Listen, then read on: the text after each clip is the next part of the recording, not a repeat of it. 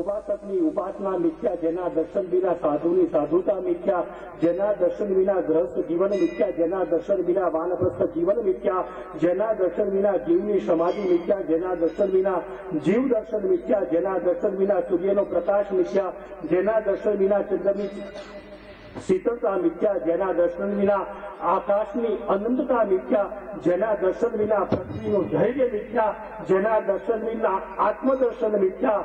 આ આત્મદર્શન એટલે સુદર્શન.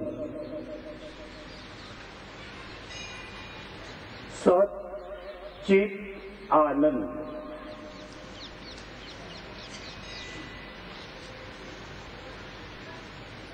આત્મદર્શન એટલે જ અખાએ કહ્યું કે પહેલે જન્મા મેં પીછે મેરા બાપ.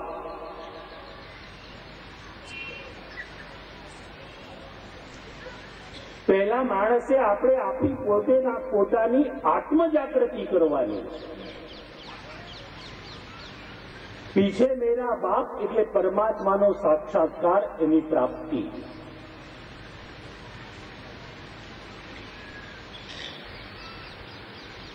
આ સુદર્શન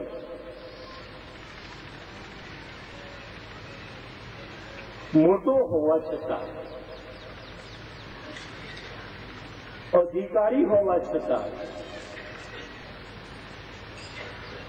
અયોધ્યા નગરીનો ત્યાગ કરી માતા મનોરમા વિદલ્ભ મંત્રી સાથે અયોધ્યાનો ત્યાગ કરી ગંગા કિનારે ભારદ્વાજ મુનિના આશ્રમમાં ઉપસ્થિત થયા.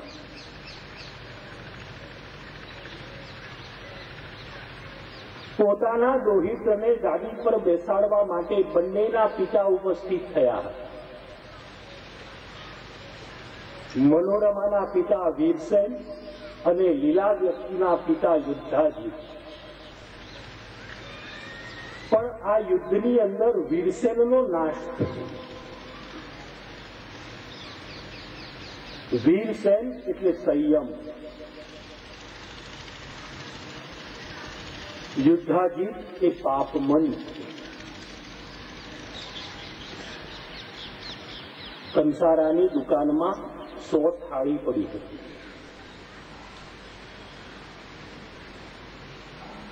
કંસારો ભાઈ આવ્યો, એક થાળી લીધી, હાથમાં લીધું ટાંકણું, બીજા હાથમાં લીધો હથોડો. પેલી થાળી પર ટાંકણું મૂકી જોરથી ફટકો માર્યો, રણકાર.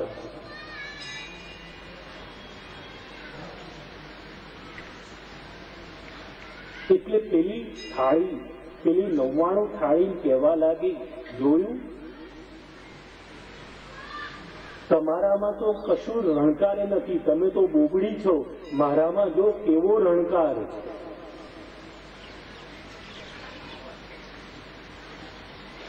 પણ એ થાળીને ખબર નહોતી કે આ રણકાર એના વિજયનો નહીં, એના વિનાશનો છે.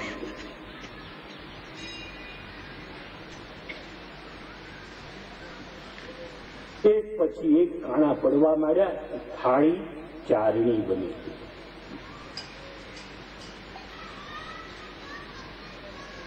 પેલો કંસારો ભાઈ ચારણીને એક બાજુ મૂકી દુકાન બંધ કરી ચાલ્યો ગયો.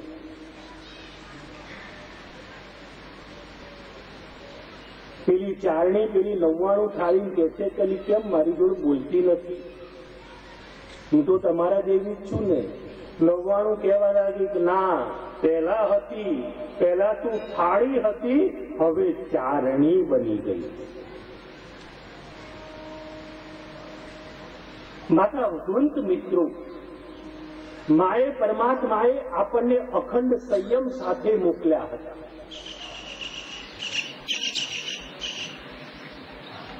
પણ જેમ પેલી થાળીમાં એમને કાણું પડતું નથી, કામ બળ રૂપી કંસારો વિચારોના પેલા ટાંકણા લઈ સ્પર્શના હથોડાથી પેલા કાણા પાડતો જાય. થાળીને ખબર નહોતી કે આ એક નહીં, હજારો કાણા પડાવશે. એમ આપણા જીવનની અંદર માતા ભગવંત મિત્રો જયારે પાપ કર્મ કરીએ છીએ ત્યારે આપણે એમ માનીએ છીએ કે આપણને કોઈ જોતું નથી, આપણને કોઈને ખબર નથી, પણ આપણા જીવનમાં થયેલું એક પાપ કર્મ બીજા હજારો પાપ કર્મ કરાવે છે. પછી અંતે આપણે કહીએ છીએ કે અજાણતાથી થયું ખોટી વાત.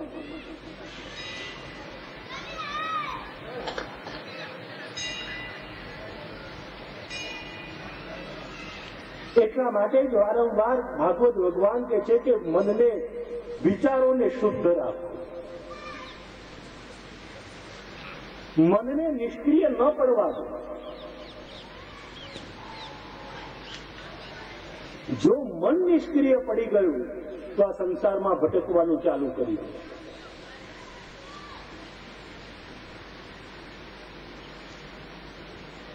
પણ જેવા કામમાંથી નિવૃત્ત થયા તરત મનથી સ્મરણ કરો. નથી માળા હાથમાં રાખવાની જરૂર, નથી હાથમાં પુસ્તક રાખવાની જરૂર.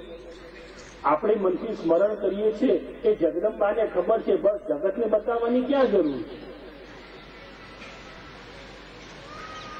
અને જગતને કદાચ કહેવું હોય તો કહેવા દો, કારણ કે જગત તો બેઠણી વગરના લોટા જેવું છે. આમે બોલશે ને આમે બોલશે, એને પહોંચી ના વળાય.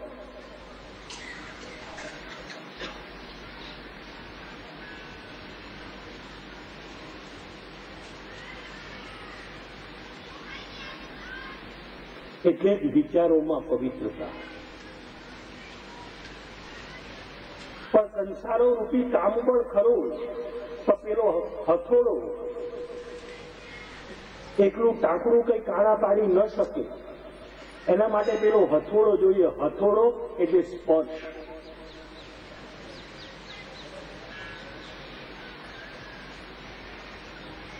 એવા સ્પર્શાસ્પર્શ ન કરીએ કે જે આપણા વિચારોમાં વિકાર પેદા કરે. માતા ભગવંતની આ વીરસેન રાજાનું શરીર ચારણી જેવું, અસંખ્ય બાળો વાગવાના કારણે ચારણી જેવું થઈ ગયું હતું. સુદર્શન અધિકારી હતું. ધર્મની દ્રષ્ટિએ, ન્યાયની દ્રષ્ટિએ અધિકારી હતું. છતાં પણ જો રાજગાદી પ્રાપ્ત થવાને બદલે રાજમહેલ છોડી ગંગા કિનારે ભારદ્વાજ મુનિના આશ્રમમાં આશ્રમ જીવનનો પ્રારંભ કરવો પડ્યો.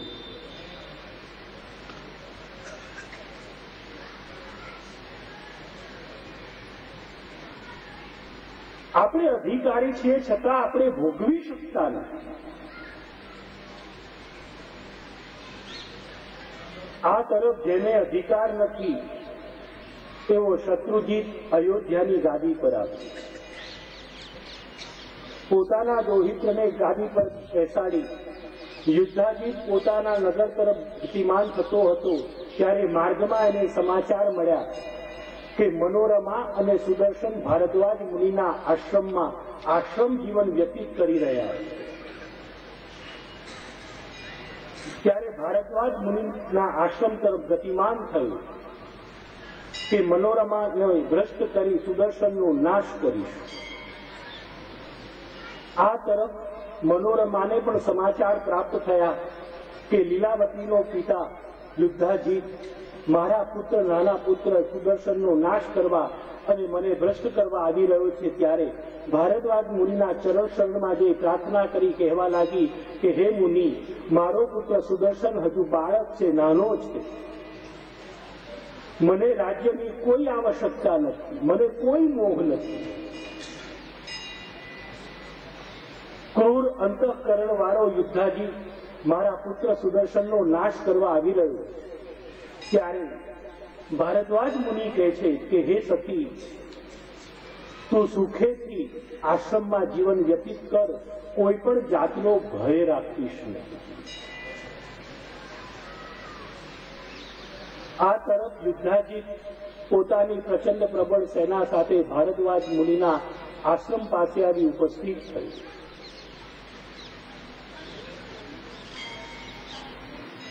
મંત્રીઓને મોકલ્યા. ત્યારે ભારદ્વાજ મુનિ કહે કે હે મંત્રી, તમારા રાજા યુદ્ધાજીતને કહો કે મનોરમાને રાજ્યનો મોહ નથી, માટે સુખેથી પોતાના રાજ્યમાં ગમન કરે, શાંતિથી જીવન વ્યતીત કરે. નહીં માનતા યુદ્ધાજીત સ્વયં આવ્યો. યુદ્ધની ભૂમિકા ઉપસ્થિત. એક તરફ છે પ્રચંડ પ્રબળ સેના, બીજી તરફ છે ભારદ્વાજ મુનિ અને 8-10 આશ્રમમાં રહેતા સાધુ સંતો, મુનિના બાળકો.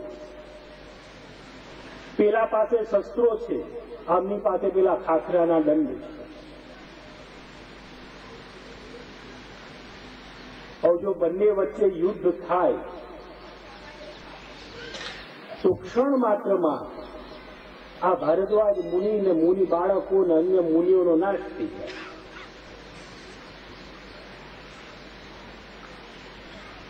ભારદ્વાજ મુનિ કહે છે કે હે યુદ્ધાજીત,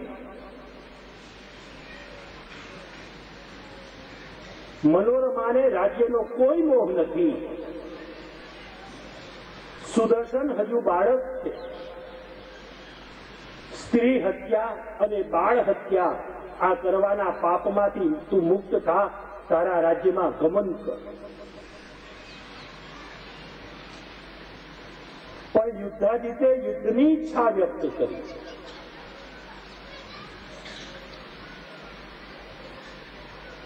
એક તરફ છે દેહ બળ, બીજી તરફ છે આત્મબળ.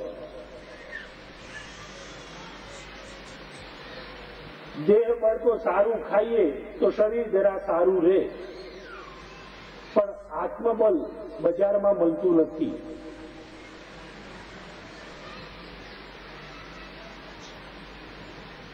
આજે આપણા જીવનમાંથી 3 બળ ઘટી ગયા છે.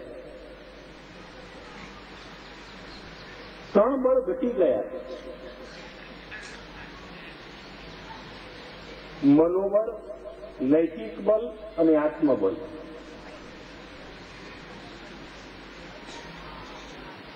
આજે મનોબળ ઘટી ગયા.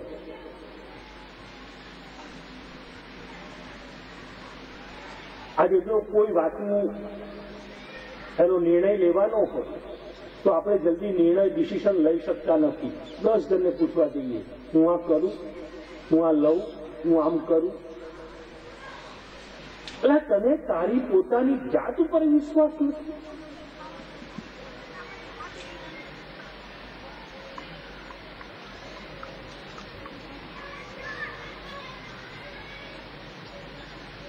નૈતિક બળ એની તો વાત જ કરવાની નહીં. નૈતિક બળની વાત કરી લે સરસ છે, જાઓ દો ને, તમે તો હાવ બાબા આદમની વાત કરો છો, પતી ગયું.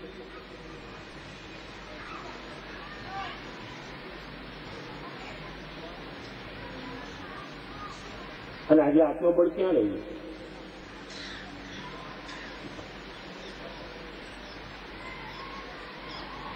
આ 3 બળ બજારમાં વેચાતા મળતા નથી.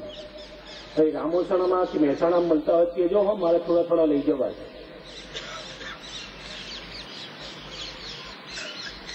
હા, અહીંયા જરા બેઠા છે, આપે છે ખરા, એ મને ખબર છે. પણ એ તો જેને આપવું હોય એને જ આપે ને. બહુ હોશિયાર છે આ બધી દોષીઓ. તમે બધા માડી કહો છો ને, હું માડીની દોષીઓ. માડી કહેવામાં છે થોડું મને અંતર લાગે.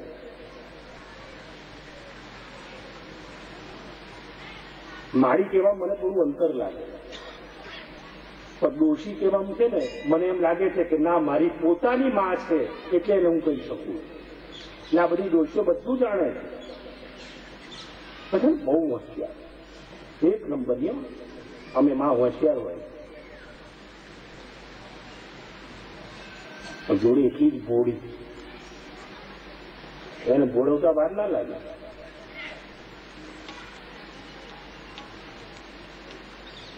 પણ માં જાણતી હોય છે, એને ખબર જ હોય છે કોને ક્યારે કેટલું આપવું એ એને ખબર હોય છે. એટલે માગવાની જરૂર શું?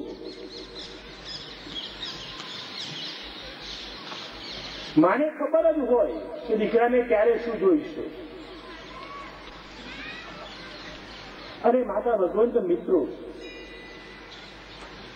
સમયથી પહેલા અને ભાગ્યથી વધારે કોઈને મળ્યું નથી અને મળવાનું નથી.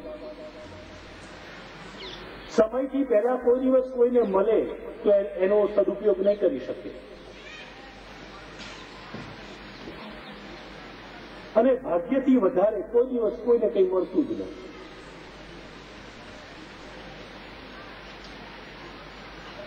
એ માં સમજી વિચારી રવાના કરી દે, આપણે કહેવું જ ના પડે કે બસ એનો ટાઈમ થયો.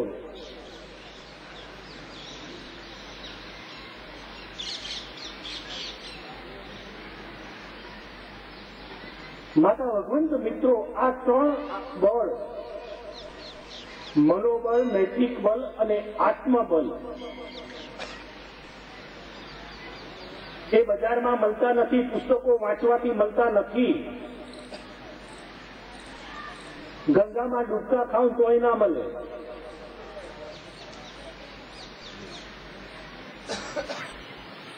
આ ત્રણ બળ આપણને જીવનમાં ક્યાંથી પ્રાપ્ત થાય? જ્યાંથી એ પ્રાપ્ત થાય છે ને, એ જગ્યા આજે આપણે છોડી દીધી.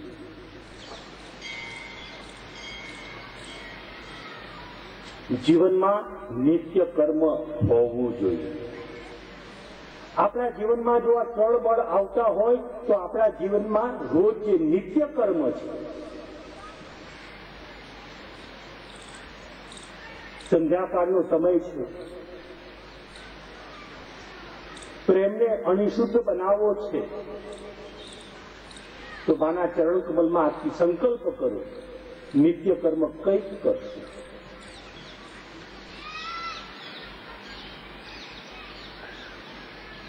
બીજાને નહીં, આપણે આપણા અંતરાત્માને પૂછીએ કે આપણે નિત્ય કર્મનો ત્યાગ કેટલો કરી દીધો. નાના હતા ને ત્યારે એટલા મા બાપ કે દાદા દાદી આપણને કહેતા કે બેટા ગાયત્રીની માળા કર, નવાર્ણ મંત્રની માળા કર, કે ભગવાનની ધૂન કર, હનુમાન ચાલીસા પઢ. નાના હતા ત્યારે કરતા હતા. જેમ જેમ મોટા થતા ગયા એમ બધું રવાના થતું ગયું. આપણે કહીએ ખરા કે આ અમારા ઘરમાં તો રોજ સવારે હનુમાન ચાલીસા થાય. ક્યાં? એ કેસેટમાં. ઘણી જગ્યાએ તમે જોજો, માર્ક કરજો, ઘણી જગ્યાએ સવારે પરમાં ઘરની અંદર ભજન થતા સંભળાતા હોય, હનુમાન ચાલીસા બોલાતા હોય, નવાર્ણ મંત્રની કેસેટ વાગતી હોય. આજે આપણી ભક્તિ યાંત્રિક બની ગઈ. નિત્ય કર્મ કરો.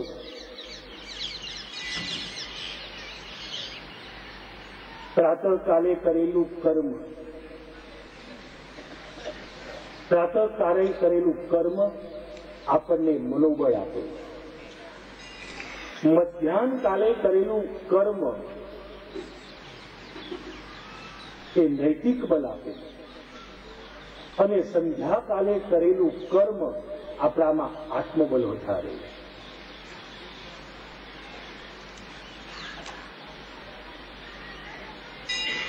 આપણામાં પહેલા ત્રિકાલ સંધ્યા હતી. એવું નહીં કે કેવળ બ્રાહ્મણો જ કરતા હતા, હું એ પણ કહી દઉં.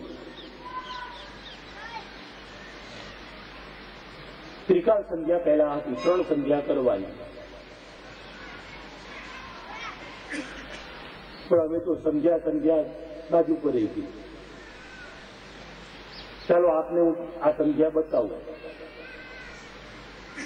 આવતીકાલથી એનો પ્રારંભ કરો, 1 વર્ષ પર્યંત કરો.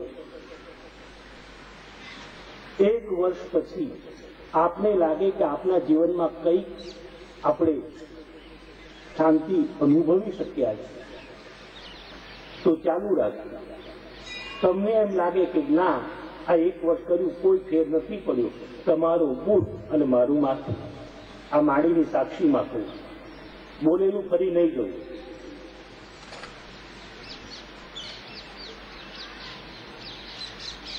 એમાં તમારે 1 રૂપિયાનો ખર્ચ કરવાનો.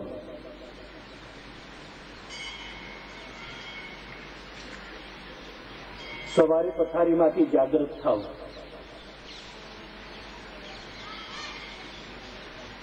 ઉઠાડે એટલે પછી એકદમ પથારીમાંથી ઉભા થઈને એકદમ પેલા ભાગવાનું નહીં.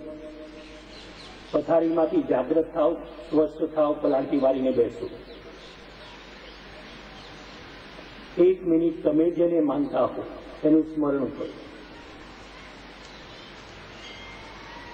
પછી તમે તમારા અંતરાત્માને પૂછો, હું કેમ આવ્યો? હું કેમ આવ્યો?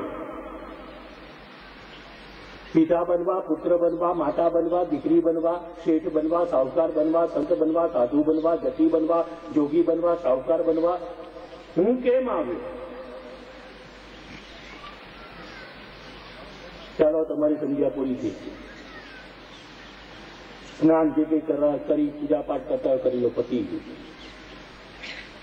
બપોરે જમવા બેસો ત્યારે, પછી ઘરમાં હો, હોટલમાં હો, ઓફિસમાં હો કે રોડ ઉપર ઉભા,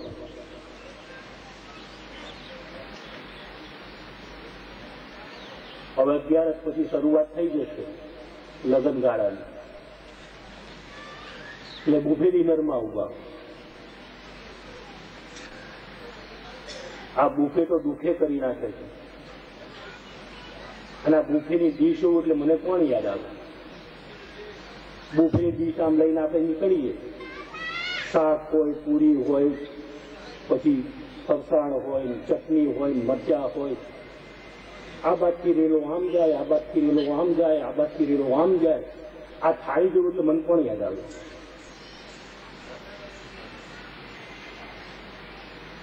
હાજી આવે છે ને એ આપજો.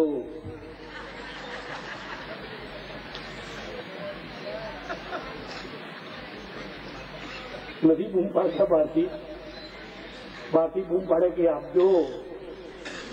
આપણે જરા પેલા સુધરેલા ભિખારી, બસ.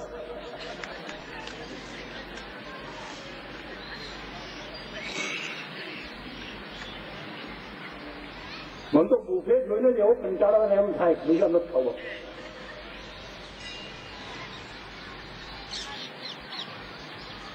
અને પાછું ફૂટે એટલે કઈ લાઈનમાં ઉભો રહેવાનો. કાલજો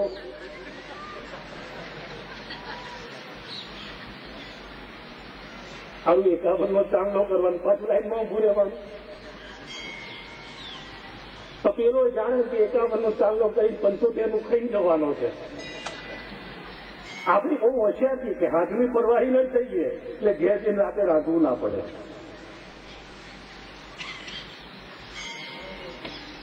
ગમે ત્યાં તમે જમવા બેઠા હો,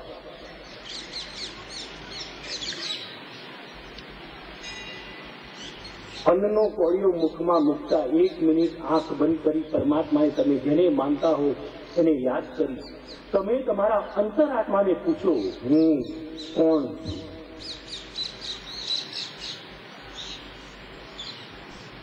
સવારે જાગૃત થયા ત્યારે આપણે આપણા અંતરાત્માને પૂછીએ કે હું કેમ આવ્યો. બપોરે જયારે જમવા બેસીએ ત્યારે આપણે આપણા અંતરાત્માને પૂછીએ કે હું કોણ છું? હું કોણ છું? આ તમારી બપોરની સંધ્યા પછી છે, જમી લો.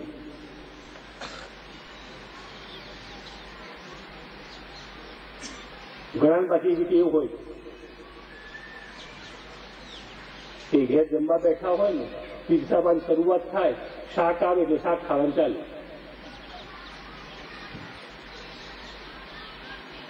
દાળ મૂકીએ તો ચમચી શરૂઆત કરી દો કે હલાવું ભોરે બાપ. કારણ કે આ કેમ? કારણ કે મને ખબર છે, કારણ કે મને જ આવી ટેવ હતી એટલે. અને આવી બહુ ખરાબ ટેવ હતી.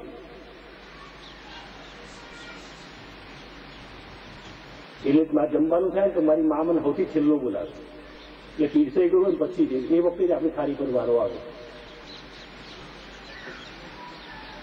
આપણું તો કામકાજ એવું આવ્યું છે, બસ દેવાવાળી જ કરો, મળ્યું છે મળવાનું નથી.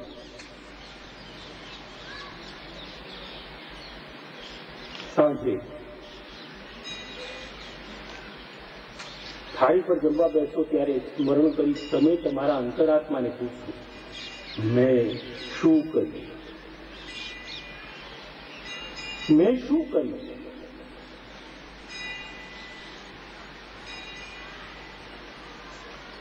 રાત્રે સુવા જાઓ, પથારીમાં પડીએ તો તરત ઊંઘ આવતી નથી.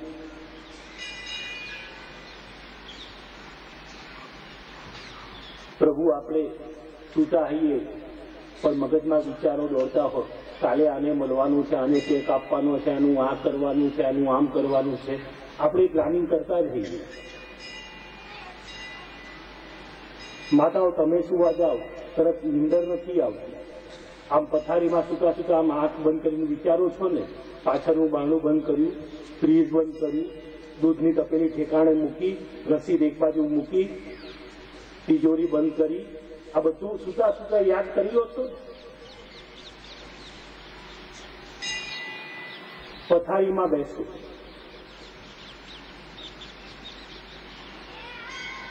આંખ બંધ કરીને આખા દિવસની દિનચર્યા જોઈ જાઓ કે આજે આપણે આખા દિવસ દરમિયાન શું શું કર્યું, કોના માટે સારું કર્યું, કોના માટે ખરાબ કર્યું, કોને અપશબ્દ કયા, કોનું અપમાન કર્યું.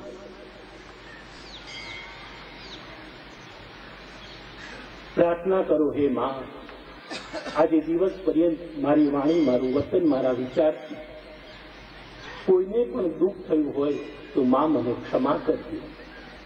પણ મારું એ વર્તન, મારી એ વાણી જો ક્ષમાને પાત્ર ન હોય, હે માં, તું મને એની સજા કરજો.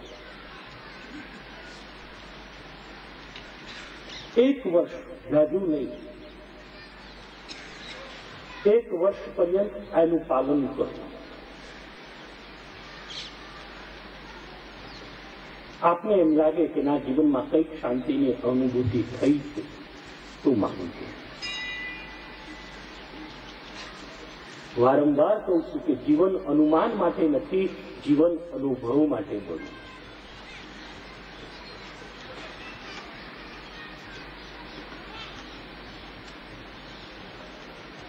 અને જેણે અનુભવ કર્યા છે એ લોકોને પૂછી તો જુઓ. આપણે આગે જવાની જરૂર નથી, અહીંયા બેઠા છે, પૂછી જુઓ. આપણે બધાએ છે ને જીવન અનુમાનમાં કાઢ્યા.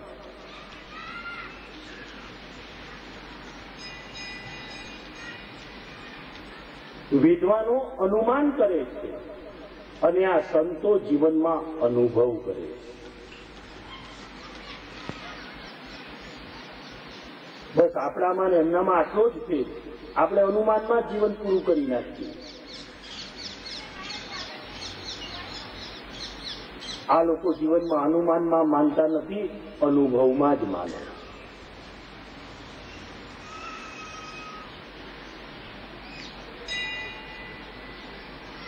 માતા ભગવંતની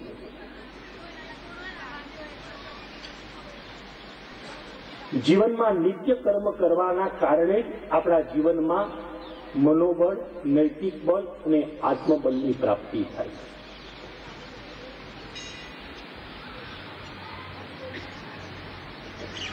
સ્વામી વિવેકાનંદ અમેરિકા ગયા હતા, અમેરિકામાં છવાઈ ગયા હતા. લોકો ગાડાની જેમ એમની પાછળ દોડે છે.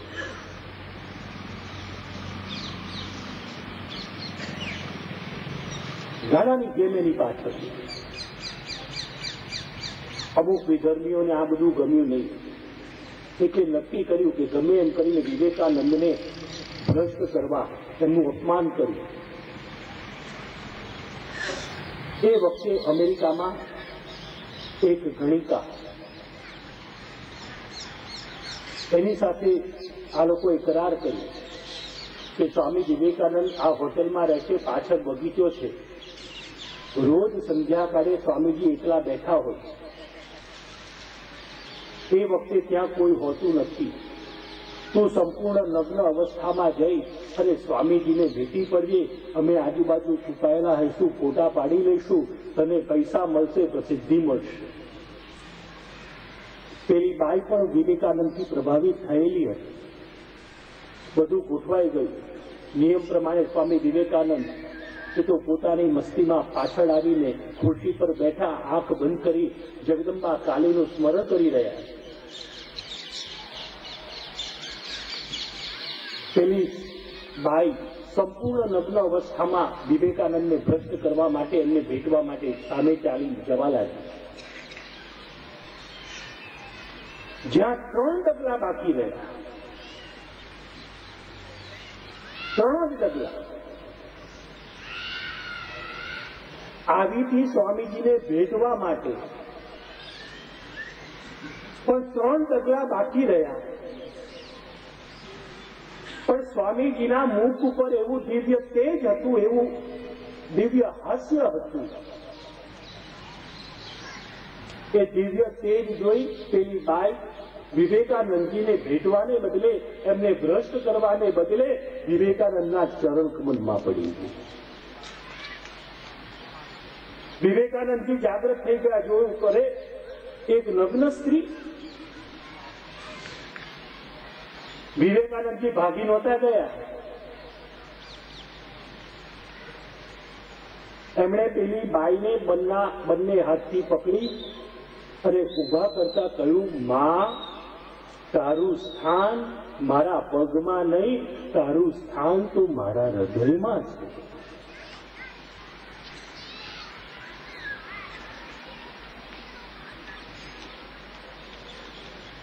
આ કેમ કરી શક્યા? એમનામાં રહેલું આત્મબળ.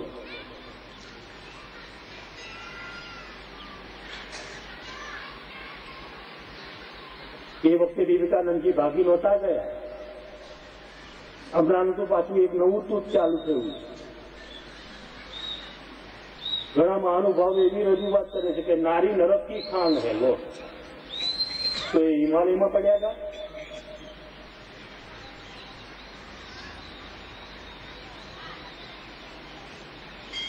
માણસ કેવલ પોતાની પ્રશંસાને પ્રાપ્ત કરવા માટે થઈ,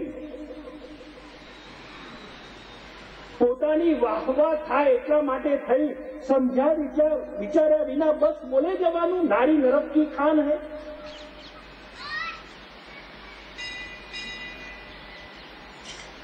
તો શું જગદંબામાં અક્કલ નહોતી? પરમાત્મામાં અક્કલ નહોતી? નારીનું સર્જન કર્યું શું કરવા?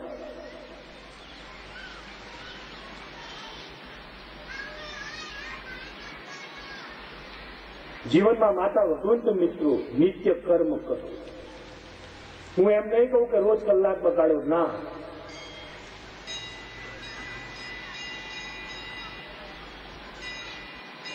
હું તો બધા કરતા ઊંધો છું. રોજ 10 માળા કરતા હો ને, 9 માળા બંધ કરી દો, એક જ કરો.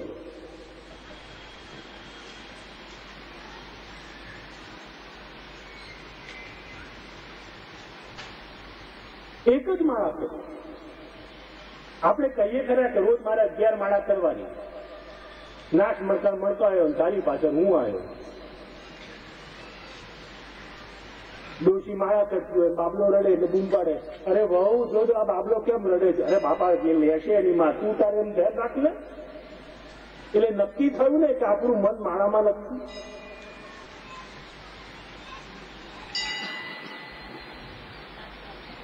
અને પછી રાડો પાડી કે રોજ માત્ર 11 માળા કરવાની, ગમે થાય.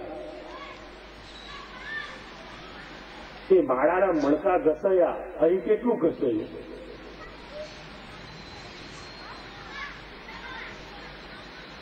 દસ કરતા બંધ કરી દો, એક જ માળા કરો. પણ એ એક માળા કરતી વખતે જગતને ભૂલી જાઓ. એ વખતે આપણે અને સામે આપણી માં, બસ આપણે બે જ આ જગતમાં છીએ, બાકી બધું ભૂલી જાઓ.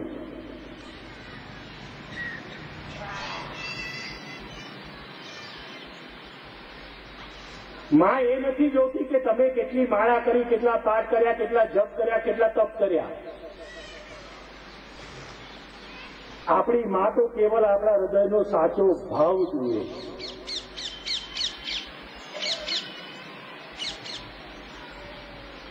માતૃભક્તિની અંદર મુખ में राम और बगल में छुरी ना ચાલે.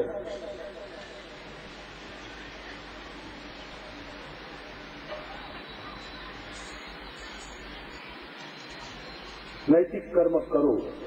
રોજ આપણું કંઈક નિત્ય કર્મ હોવું જ જોઈએ. એક તરફ છે દેહબલ, બીજી તરફ છે આત્મબલ. ભારદ્વાજ મુનિ કહે છે કે હે રાજન, જેમ સપ્ત વસુ દેવતાઓએ કામધેનુની ચોરી કરી હતી ને જે સપ્ત વસુ દેવતાઓની જે દશા થઈ હતી એ દશા તારી થશે.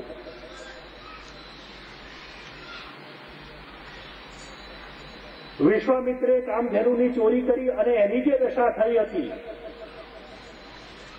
એ દશા તારી થશે. મંત્રીઓ સમજી ગયા કે ભલે આ મોટી હાડકાનો સાધુ છે પણ સામે પડવામાં મજા નથી. જેથી ભારદ્વાજના ચરણ કુબલમાં નમસ્કાર કરી ભારદ્વાજ મુનિના આશ્રમમાં મનોરમા સુદર્શનના આશ્રમ જીવનનો પ્રારંભ થયો. યુદ્ધાજીત ગતિમાન થયું. એક કાળ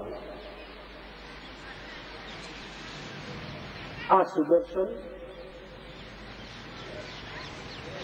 મુનિના બાળકો સાથે ગંગા કિનારે રમતો હતો.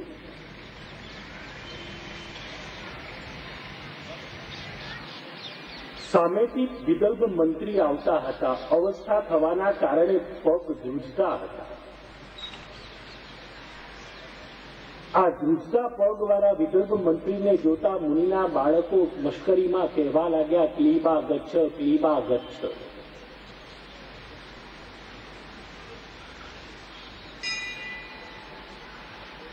સુદર્શન ક્યાં હતું?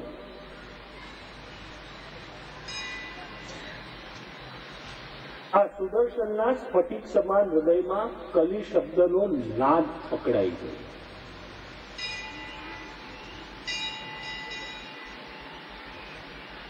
મુનિના બાળકો બોલ્યા હતા ક્લીબા ગચ્છ,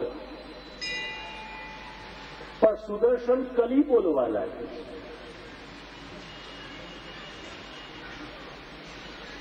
આ સુદર્શન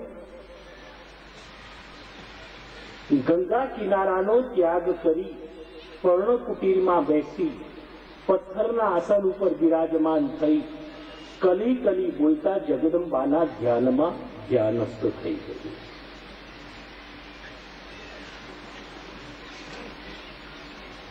તો માતા ભગવંત મિત્રો, આપણે કેવું જીવન વ્યતીત કરવું જોઈએ? આપણે કેવું જીવન વ્યતીત કરવું જોઈએ?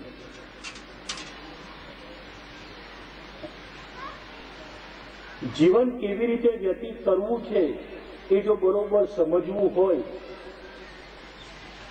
તો આપણા 6 શાસ્ત્ર ભણવા પડે.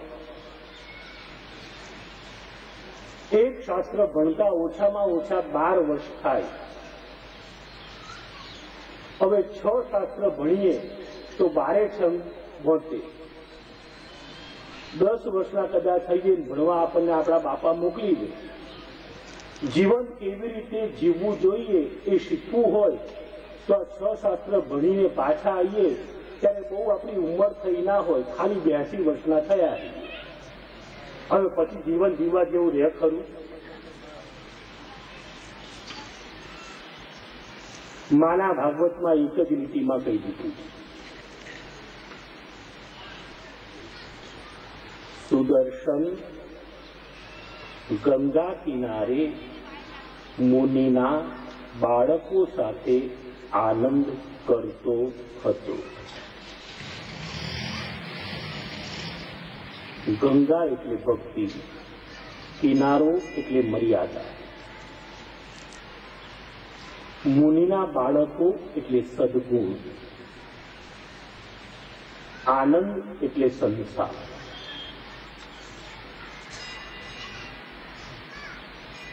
સુદર્શન એટલે આત્મા.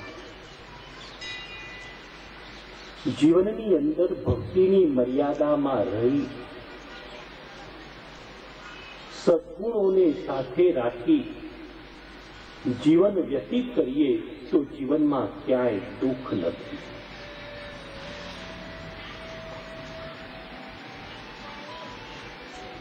પણ આપણે સદગુણોને ભૂલી જઈએ છીએ, દુર્ગુણો ભેગા કરીએ છીએ, પછી જીવનમાં દુઃખ જ હોય, પછી બીજું શું હોય? ભક્તિમાં પણ મર્યાદા બતાવી.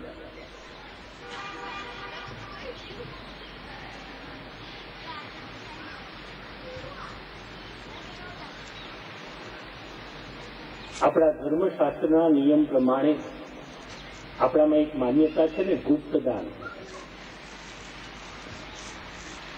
કારણ કે આપણે લોભિયા છીએ. અમારે જેવા કોઈ કહી દીધું હશે કે ગુપ્ત દાન કરો, થોડું આપશો તો 1000 ગણું મળશે. એટલે આપણે એમ થયું કે આ થોડું આપીને 1000 ગણું મળતું હોય તો શું વાંધો.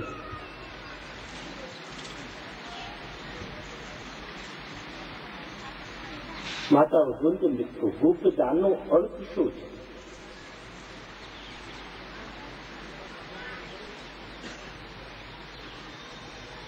કર્ણ દાન દેતો હતો ત્યારે એનું મસ્તક નીચે રહેતું. જગતમાં એની કીર્તિ ગવાતી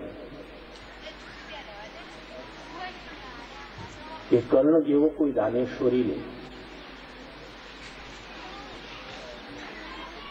એક વખત નારદજી પસાર થતા હતા.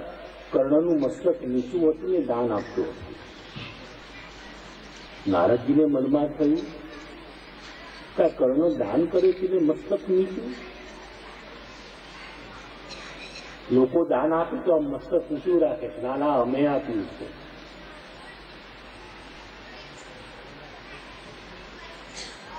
આપણે અહીંયા માડીન દરબારમાં સારું છે, એવું કોક આવે એટલે ઝાટકીન બાર.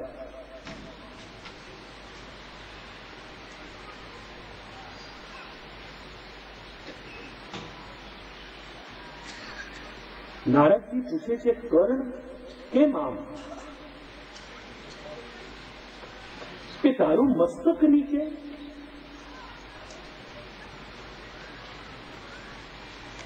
ત્યારે કર્ણ એ વખતે જવાબ આપે છે, આંખમાં આંસુ છે. કર્ણ બસ એક જ લીટીમાં કહે છે કે નારદજી, આપવા વાળો ઉપર વાળો છે અને લેવા વાળો પણ ઉપર વાળો છે, છતાં જગત મને દાનેશ્વરી કહે છે. એ શરમથી મારું મસ્તક ઝૂકી જાય. આપવા વાળો એ છે, લેવા વાળો એ છે, છતાં જગત મને દાનેશ્વરી કહે છે. એ શરમથી મારું મસ્તક ઝૂકી જાય. એટલે જ પ્રભુ કૃષ્ણને કહેવું પડ્યું કે કર્ણ જ્યારે હણાયો ત્યારે ભગવાન કહે છે કે જગત પરથી સાચો દાનેશ્વરી ચાલ્યો ગયો.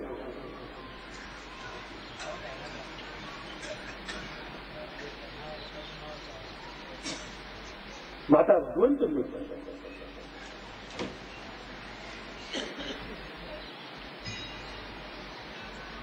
ગુપ્ત દાન એટલે આ રીતે. અને ધર્મશાસ્ત્રના નિયમ પ્રમાણે સતી સ્ત્રી પોતાના પતિને પૂછ્યા સિવાય દાન પણ આપી શકે નહીં, મંત્ર દીક્ષા પણ લઈ શકે નહીં, કોઈને ગુરુ પણ બનાવી શકે નહીં.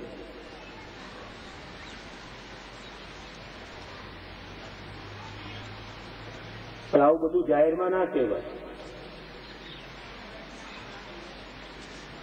જાહેરમાં બધું આવું જાહેર રજૂઆત કરી દઈએ તો પછી પતિ ગયું ને અમારું. તો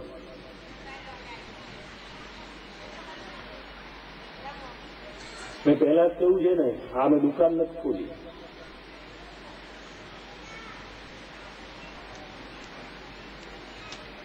માનું ભાગવત એ તો કડવું સત્ય છે.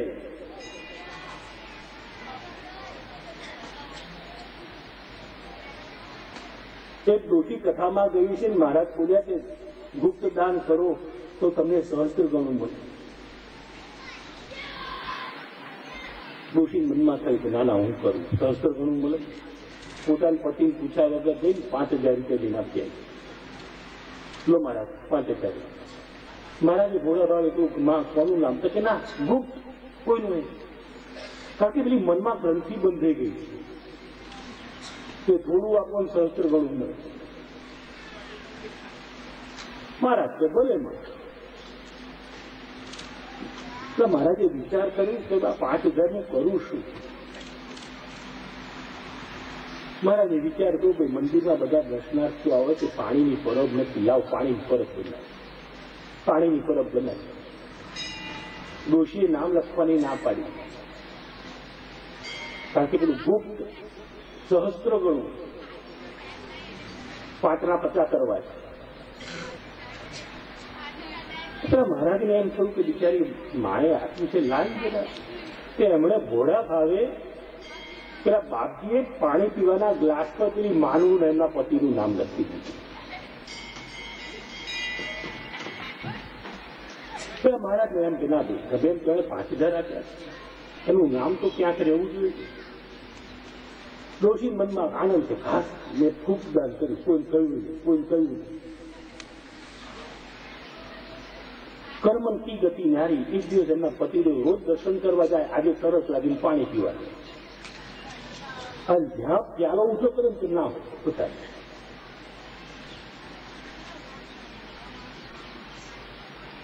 કે મારી પત્નીનું નામ કન્યાદાન ક્યારે કરીએ?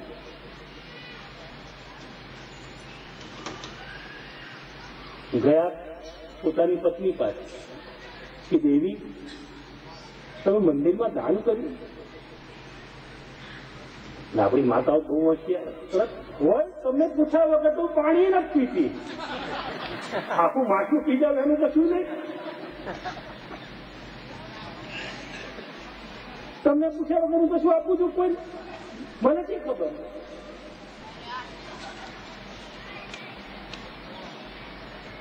જો મન દુઃખ ઉભું થઈ ગયું. પતિને મનમાં એમ થયું કે મારી પત્ની મને પૂછ્યા વગર આવું કરે છે, નહીં જાણે અત્યાર સુધી મને કેટલું આવું કર્યું. 15-20 વર્ષના દાંપત્ય જીવનમાં એ તિરાડ પડી જાય. પછી એને ગમે એટલી સાંધો પણ એ તિરાડ દેખાય વગર રહી શકતી જ નથી.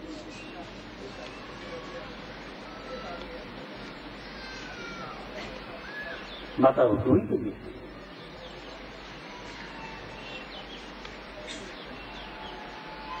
માણસે ભક્તિમાં પણ મર્યાદા રાખવાની અતિ આવશ્યકતા છે.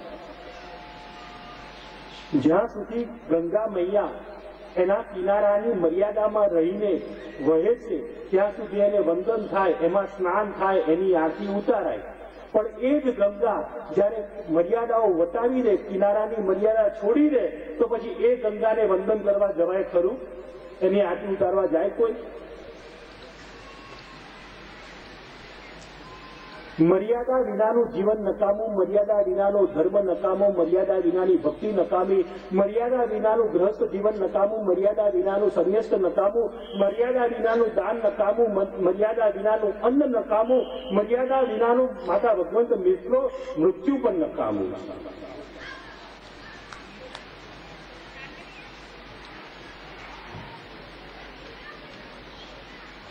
જીવનની અંદર ભક્તિની મર્યાદામાં રહી સદગુણોને સાથે રાખી જીવન વ્યતીત કરીએ તો જીવનમાં ક્યાંય દુઃખ નથી. આ સુદર્શન કરી કરી બોલતા પર્ણકુટીરમાં પથ્થરના આસન પર બેસી જગદંબાના ધ્યાનમાં વ્યક્તિ પરમાત્માની જગદંબાની માળા કરું, પાઠ કરું, પૂજા કરું. પણ 45 વર્ષ સુધી ખુરશીમાં બેસવાની તમને જે પ્રેક્ટિસ પડી ગઈ હોય, જે અભ્યાસ પડી ગયો હોય, એ તમે પલાઠી વાળી નક્કી કર્યું હોય કે મારે 11 માળા કરવી છે, પણ જ્યાં એક માળા પૂરી થાય તરત શરૂઆત થઈ જાય, આમ થવાય ને આમ થવાય, ઉપર થવાય નીચે થવાય, આમ પગ બહાર કાઢો આ પગ બહાર કાઢો. ના પછી માળામાં મન ચોટે કે ના બેસવામાં ચોટે, બાવાના બે બગડે. ઘણા લોકો એવી રજૂઆત કરે કે પલાઠી વાળીને બેસો અને માળા કરો તો જ એ માળાનું તમને પુણ્ય મળે. ખોટી વાત. 45 વર્ષ સુધી તમે ખુરશીમાં રોજના 12-15 કલાક બેઠા છો. એ તમારા શરીરને એ અભ્યાસ પડી ગયો.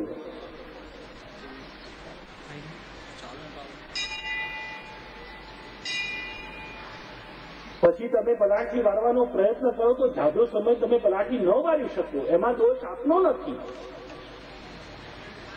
ખુરશીમાં બેસીને માળા છો. પણ આજકાલ તો પણ એનો અર્થ એવો, ઘણા લોકો તો ખુરશીમાં બેસીને માળા કરે પણ આમે ચીવી રાખીએ. કેમાં છો? પીલામાં કે આમાં?